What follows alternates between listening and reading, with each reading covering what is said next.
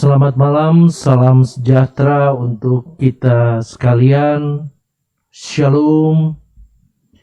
Yang kami hormati, kami banggakan para pendengar Radio Republik Indonesia, para pemirsa televisi Republik Indonesia, Bapak Ibu, teman-teman wartawan yang bisa hadir di Media Center COVID-19 Pemerintah Provinsi Papua.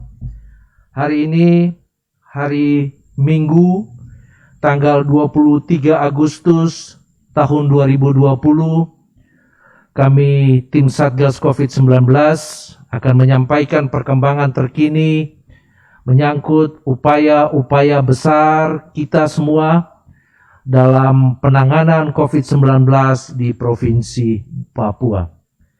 Bapak Ibu yang kami hormati, berdasarkan data-data yang kami kumpulkan hingga pukul 19.00, hari ini ada tambahan 31 kasus baru di Provinsi Papua. Dengan demikian jumlah kasus kita secara kumulatif menjadi 3.539, di mana 23%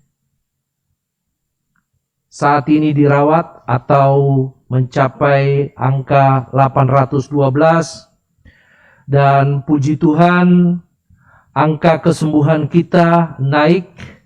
Jika beberapa hari lalu kami sampaikan sebesar 71%, hari ini mencapai angka 76%, atau yang dinyatakan sembuh sebanyak 2.685, 42 pasien dinyatakan meninggal atau 1%.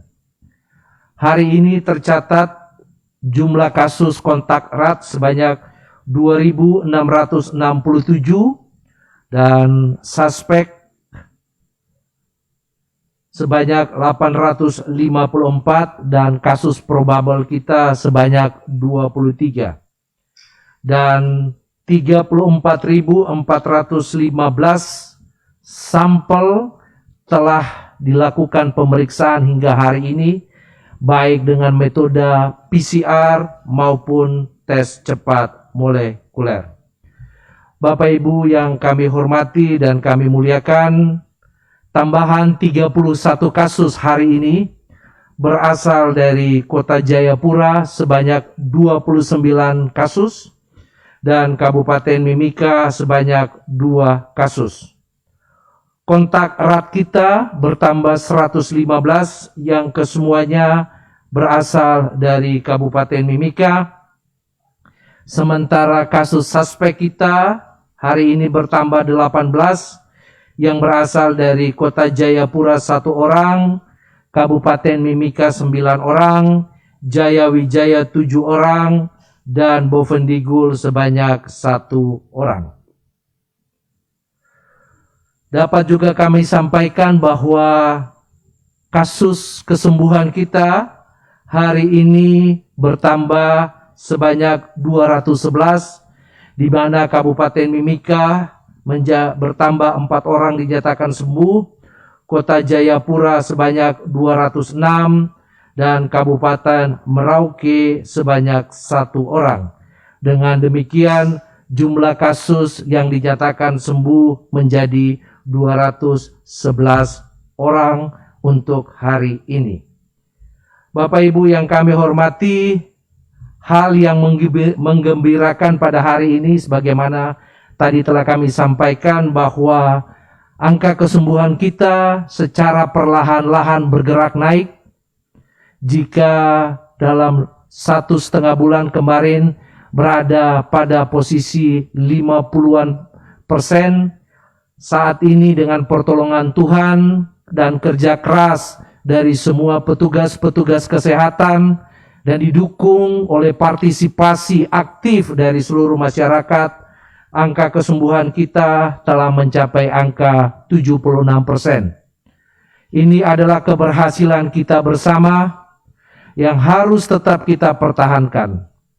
Hanya dengan cara mengikuti protokol kesehatan teristimewa kepada saudara-saudara kita yang telah dinyatakan positif berdasarkan hasil pemeriksaan laboratorium untuk mematuhi ketentuan, aturan, protokol yang sudah dibuat, baik itu di level puskesmas maupun di rumah sakit maupun juga dinas kesehatan.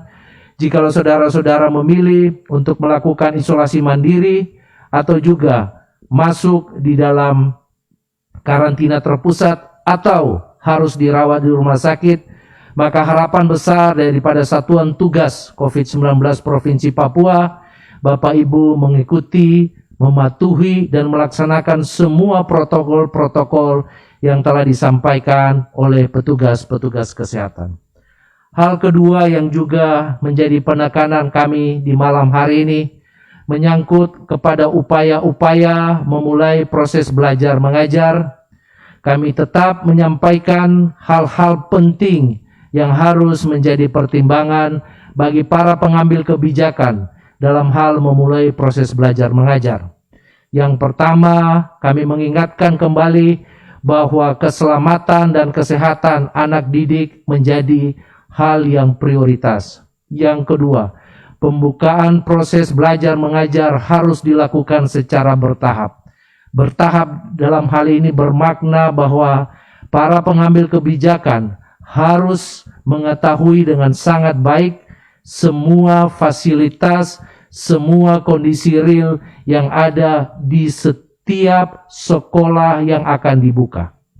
Apakah masker telah tersedia? Apakah air telah mengalir? Apakah SOP pengaturan proses belajar mengajar? Apakah jumlah anak didik kita yang masuk ke dalam ruang kelas telah diatur sedemikian rupa? Jikalau Bapak Ibu telah mengetahui dengan pasti kondisi real ini, maka keputusan untuk